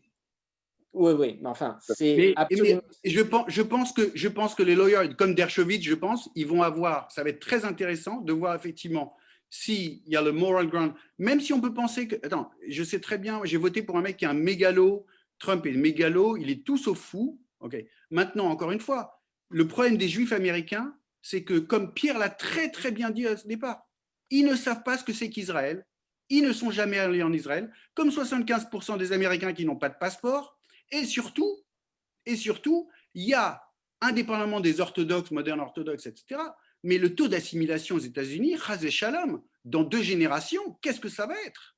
Et on le sait tous. Alexandre, juste une chose. Il a dit peacefully, mais ce que les gens ici retiennent… Ah oui, c'est ce que le New York Times retient. Mais peacefully, d'un point de vue légal, il a dit peacefully. Il n'a pas dit… Mais il a dit à ces gens, you are very special. Ouais. We love you. We love you. We love you, you're very special. Je ne le défends pas. Merci. On ne dit pas Alexandre. à des gens et qui font une David, sédition.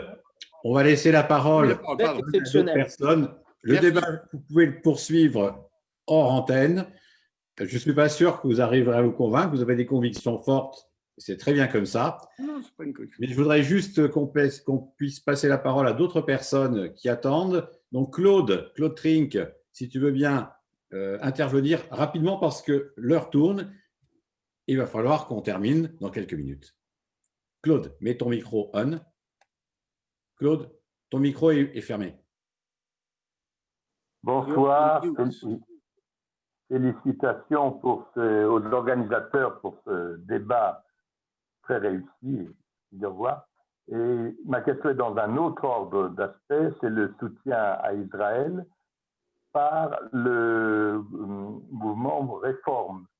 Pourquoi particulièrement ce mouvement? Parce qu'on voit qu'il est très maltraité en Israël, notamment par toutes les autorités rabbiniques. Et donc, j'ai vu qu'il y avait des crispations, des ressentiments par la manière dont il avait été reçu et traité en Israël, avec des aspects très visibles comme l'accès au Kotel, la place des femmes et des choses comme ça. Donc, est-ce que le soutien à Israël peut être mis en cause chez les Juifs américains à cause d'Israël? Le soutien à Israël, ça veut dire quoi? Je veux dire qu'en temps de guerre, je ne pense pas.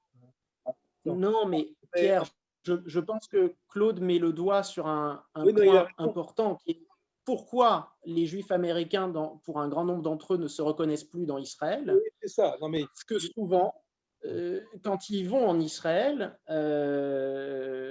effectivement, en fait, merci Claude de mettre le doigt là-dessus. C'est une chose importante. Et ça va au-delà du courant Reform. C'est la nuance que j'apporterai à ta remarque. Et je vais vous donner une anecdote croustillante à ce sujet qui est d'ailleurs liée à Trump, Alexandre, mais il y a des gens qui aiment Trump en l'occurrence.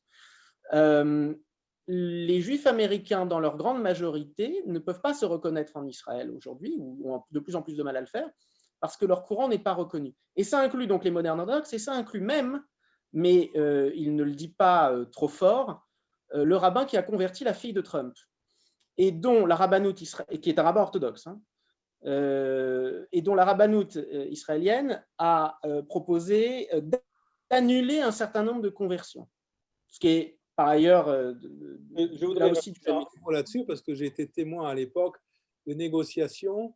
Quand j'habitais à Washington, il se trouvait que le rabbin de la synagogue que je fréquentais était le vice-président de l'association des rabbins orthodoxes modernes.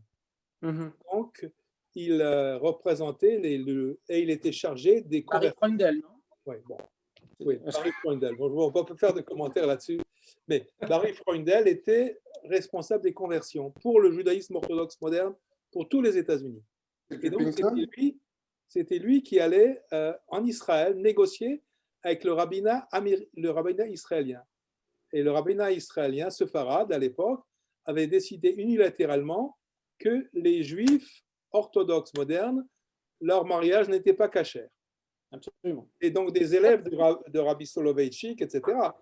Alors, ces délégations, on est allé en Israël Et je me souviens du retour de Barry Freundel, qui était absolument furieux. Il dit, il ne comprend rien aux Juifs américains, il ne sait rien, il ne sait absolument rien. Donc, ce problème qu'a le judaïsme américain avec le rabbinat israélien, qui est un rabbinat haredi, il faut bien le dire, hein. C'est un rabbinat, enfin, entre les deux. Enfin, une grande partie haredi. Je pense que les modernes orthodoxes, ça va, mais tous les autres courants ne se reconnaissent pas parce que leurs mariages ne sont pas reconnus, parce que la manière de célébrer les fêtes ne sont pas reconnues, parce qu'ils n'ont pas le droit de monter au temple, parce qu'ils se font arrêter par la police quand ils vont aller au temple. Donc, tout ça, ça a sérieusement érodé une certaine crédibilité de l'État d'Israël. Maintenant, j'ai posé la question à un ami. Les orthodoxes, comme tu le dis, même les modernes orthodoxes, Barry Freundel était. Oui, mais c'est le courant orthodoxe. Le rabbinat d'Israël a finalement accepté de donner une liste de rabbins dont ils acceptaient les conversions dans le monde moderne orthodoxe. Mais ça laisse des traces, ce genre d'histoire. Ça laisse des traces. Mais en même temps, moi, j'ai posé la question, cette même question à un ami que j'ai connu dans une schule orthodoxe, la même schule dont on parlait à Georgetown, et qui est maintenant plutôt conservative, et dont les enfants sont restés juifs, etc. Et je lui dis, est-ce que c'est un problème, cette question-là? Il me dit, c'est moins un problème pour les jeunes que le problème de l'État d'Israël, de la politique de l'État d'Israël. C'est comme ça que ma fille, qui entretient un certain nombre de réseaux, y compris en Israël, voit le problème, plutôt au travers du prisme du conflit israélo-palestinien. C'est comme ça. Alors, je ne sais pas, toi, tu es plus près des jeunes que moi, donc c'est comme ça qu'on m'a répondu. Moi, j'ai l'impression que c'est les deux. En fait, les gens de ma génération que je peux voir à New York, qui sont quand même, qui sont souvent liés au milieu moderne orthodoxe et plutôt pro-israélien, etc., mais ils ne se sentent pas tout à fait à l'aise avec Israël. Et c'est un mélange des deux, en fait. C'est un mélange des deux. C'est un mélange des deux. Ils ont l'impression que leur judaïsme, pourtant orthodoxe, n'est pas reconnu en Israël. Ce qui est en partie vrai. Moi, je pense, mon idée, mais je me trompe peut-être, c'est que la rabbanoute israélienne voit les institutions orthodoxes américaines comme une menace parce que ce sont des institutions très puissantes. Et plus créatives aussi. Et créatives. Voilà. Et c'est pour la même raison, d'ailleurs. Enfin, je veux dire, on pourrait aussi considérer que le séminaire de la rue Vauquelin, c'est trop moderne, hein. Il y a tout un tas de choses pas orthodoxes à 100% qu'on y enseigne, mais on ne peut pas comparer le séminaire de la rue Vauquelin en termes de puissance et Yeshiva University. Rue Vauquelin, ça ne fait pas peur à la rabbanoute israélienne. Yeshiva University, ça fait peur. Et pourtant, Yeshiva University, c'est vraiment pas ce qu'il y a de plus moderne, hein, mais alors Rovevet Torah, etc., j'en parle même pas. Merci. Y a-t-il encore une dernière question et on va conclure?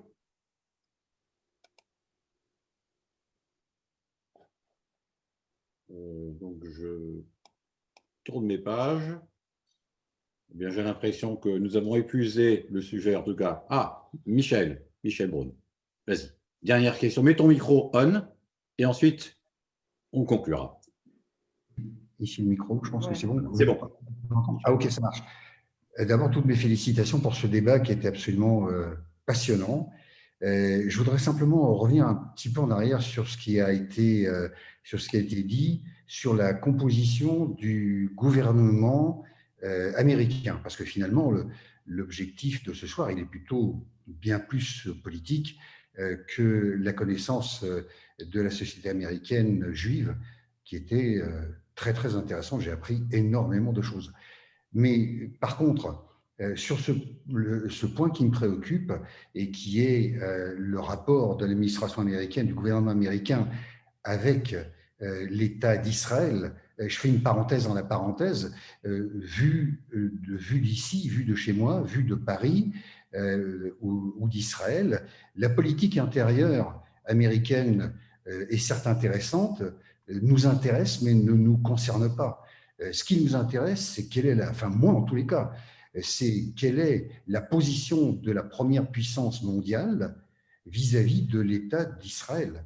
Le reste, la situation de l'économie américaine, de la santé américaine, c'est pas comment dirais-je, c'est pas ce qui m'intéresse le plus de ce qui se passe aux États-Unis. C'est leur affaire intérieure. Par contre, les affaires extérieures, et au premier chef la relation avec Israël. C'est ce qui m'intéresse le plus. Je referme la parenthèse. Et pour revenir sur un point qui m'interroge et qui me tracasse en même temps, je crois que c'est Pierre qui avait énoncé les personnalités juives qui font partie du gouvernement. Je ne suis pas sûr, parce qu'on est passé un petit peu vite là-dessus, je ne suis pas sûr que ça soit vis-à-vis du point qui, encore une fois, m'intéresse, que ce soit une caution supplémentaire ou suffisante. Je veux dire, des personnalités juives comme Madame Sherman, et arrêtez-moi si j'ai une bêtise, qui a été une négociatrice du premier accord dont on peut mesurer les lacunes graves avec l'Iran.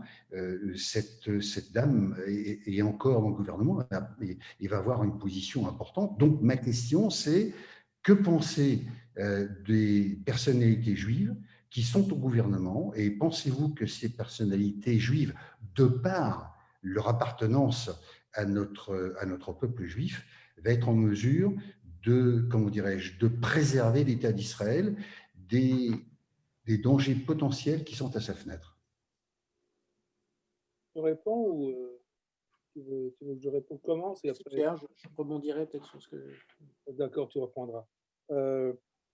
Et c'est évident que le fait que quelqu'un soit juif et soit dans le gouvernement, ce n'est pas une garantie d'une politique quelle qu'elle soit, ni pour Israël, ni pour n'importe quoi. Par contre, ce qu'il faut regarder, c'est quel est le poids de la question d'Israël, comme on la pose en général, dans l'ensemble des préoccupations du gouvernement américain et comment cette question-là peut influencer des problèmes qui sont purement américains. Je dirais, par exemple, la grande question, à mon avis, c'est celle de l'Iran. Tout le reste, c'est vraiment secondaire. Je ne pense pas qu'on verra des grands changements dans la politique américaine vis-à-vis d'Israël. La vraie question, c'est l'Iran. Et l'Iran a une dimension, certes, Israël, mais aussi une dimension américaine. C'est que les Américains perçoivent dans l'Iran un danger pour eux-mêmes, pas seulement pour Israël. Et c'est là que ça va être difficile d'apprécier jusqu'à quel point ils sont prêts à prendre des risques vis-à-vis, d'une part, de la sécurité d'Israël, mais également vis-à-vis des risques que représente l'Iran comme une puissance régionale qui remet en question leurs propres intérêts dans le Golfe, en Arabie Saoudite, au Yémen, etc., etc. Et dans le combat entre les chiites et les sunnites. Donc, il faut voir ça dans l'ensemble. Alors, on ne peut pas isoler Israël tout seul, le problème d'Israël. Iran, c'est le problème d'Israël. Non, ce n'est pas seulement le problème d'Israël, c'est le problème global. Voilà donc moi, comment je vois la question. Et c'est vrai que David a dit avant que les personnalités des gens qui sont dans le gouvernement, comme David Blinken, ce n'est certainement pas des affreux gauchistes anti-sionistes. Oui, mais je suis d'accord avec toi, Pierre. En fait, je pense que c'est très difficile de savoir. Bon, d'abord, moi, je ne suis pas un expert de ces questions-là. Ensuite, c'est difficile de savoir ce que... Enfin, voilà, Biden n'est pas encore intronisé. Je ne sais pas. Enfin, je pense que c'est... Disons que l'identité d'Anthony Blinken est quelque chose de, à mon avis, plutôt rassurant. Ce n'est pas une garantie. Une garantie, c'est sûr. Et je pense que peut-être sur ce point, pardon, juste pour terminer, une des choses sur lesquelles beaucoup, et notamment les membres juifs du cabinet, seront sensibles, c'est d'éviter l'accusation de double allégeance et de quelque part, ces gens-là ont été, sont mis en place en premier chef pour servir les intérêts de l'Amérique et pas de quelqu'un d'autre. Donc, il faut qu'on fasse ça. C'est leur job. Ça risque de leur lier les mains et justement pour être évité de double allégeance, de peut-être pousser le balancier de l'autre côté. On l'a déjà vu. Peut-être. Mais je voulais dire simplement qu'à mon avis, la position aux États-Unis est beaucoup moins idéologique sur ces questions-là, beaucoup plus liée aux intérêts concrets que la position de l'Union européenne, par exemple, qui a une position très idéologique vis-à-vis du conflit israélo-palestinien. Les Américains, en tout cas actuellement, ont une approche très pragmatique. Et c'est vrai qu'il y a leurs intérêts, et l'intérêt d'Israël, quelquefois ça coïncide, quelquefois ça ne coïncide pas. Mais dans l'ensemble, ils ont quand même une vision qu'Israël défend leurs intérêts dans la région. Et je ne pense pas que ça peut changer. Oui. Mais bon, c'est un mélange comment dirais-je, de solidarité et de méfiance. Hein. On n'entre pas à la CIA si on a des Israéliens dans sa famille. Hein. Je connais le problème, pas personnellement, parce que je n'ai jamais postulé, mais j'ai un ami qui a postulé et quand ils ont compris qu'il avait un demi-frère en Israël, il n'a pas pu continuer. Donc, il y a quand même il y a un mélange comme tu dis, Pierre, Israël, c'est les intérêts des États-Unis a priori dans la région. Mais d'abord, ce n'est pas les seuls à les représenter. Et ensuite, l'affaire Pollard, par exemple, a aussi laissé des traces d'une certaine façon. Et je pense que ça... Il y a peut-être un dernier point de long terme, qui est que la focale a aussi changé et où les États-Unis dépendaient du Moyen-Orient pour leur approvisionnement énergétique pendant ces 50 ou 70 dernières années, qu'aujourd'hui les États-Unis sont devenus autosuffisants et que le poids une fois peut-être la menace immédiate de l'Iran apaisée, l'intérêt pour le Moyen-Orient sera moins grand. Et cette menace ne sera pas apaisée demain. Non. C'est la question, la vraie question. C'est possible. Par ailleurs, Pierre, tu disais que c'est moins idéologique.